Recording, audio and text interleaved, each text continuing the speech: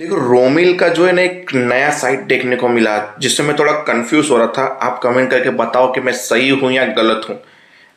पाखी अधिक के लिए केक बना रही थी, जहाँ पे रोमिल आया और पाखी ने बोला मैं केक बना रही हूँ, तुम खाओगे? क्या बात है, तुम्हारे पति के लिए बना रही हो? पाखी, मुझे क्यों समझ में नहीं आ रहा कि तुम इतनी पढ़ी लिखी एजुकेटेड होने के बाद ये सब चीजें कर रही हो। बोला देखो, मैंने ना अपने फैमिली के खिलाफ जाके शादी की थी, बस मैं शादी की को बचाने की कोशिश कर रही हूँ और बस वही है। बोला सीरियसली तुम शादी को बचाने की कोशिश कर रही हो तो प्रॉमिस करो मुझसे कि नेक्स्ट टाइम जब तुम्हारे ऊपर हाथ उठेगा तो तुम आवाज उठाओगी। प्रॉमिस? ऐसे करके दो मीठी बातें रोमिल ने पाखी के साथ की। फिर रोमिल ने सामने से पाखी को दोस्ती का हाथ बटाया और मिलाया दोस्ती का हाथ कि मेरा कहना मानोगी तुम। वहां से अनुपमा आई, देखा कि थू थू थू थू थू, सब कुछ ठीक है, रोमिल इतना अच्छा बिहेव कर रहा है, गुल मिल रहा है, अच्छी बात है। पाखी के साथ दोस्ती की, फिर केक खाया उसने, मस्ती की, जहाँ पे पाखी भी बोली थी मत खाओ अधिक का है ये वो, बोला नहीं मेरा तो टेस्टी है मैं तो खाऊंगा, ऐसे करके खाया। फिर अचानकली 2 सेकंड के बाद जब पाखी वहां पे क्रीम लगा रही थी केक पे, तो रोमिल आके यूं देख के फिर यूं देख रहा था।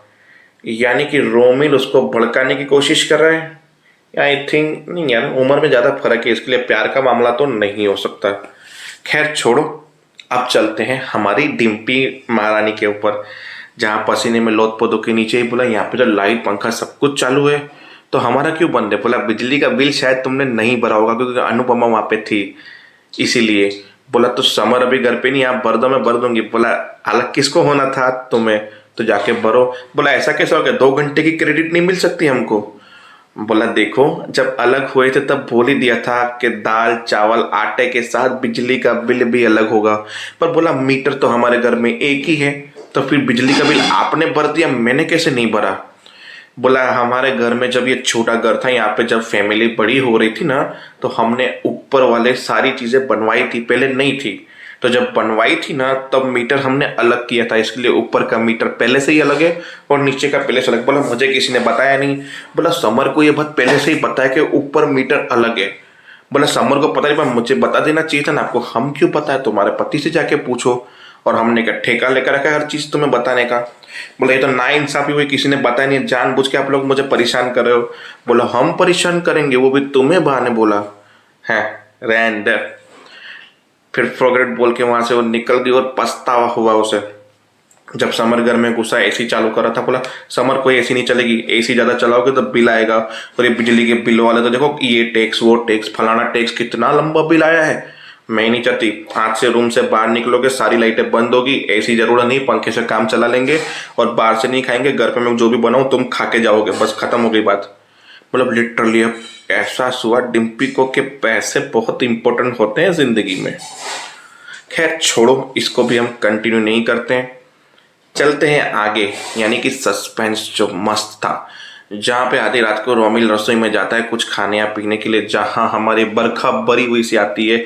बोला अनाथ लोग भी इतने बड़े घर में पल रहे हैं वगैरह वगैरह, उसे उकसाने की कोशिश की। बोला पल तो कौन रहा है, वो पता चल रहा है कि छोटे भाई के पैसों पे बड़ी भाभी ऐश कर रही है यहाँ पे।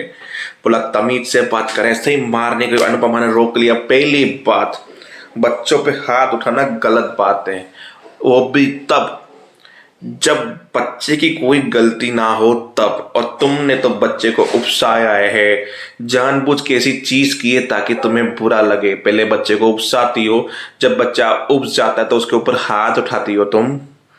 ये बात गलत है।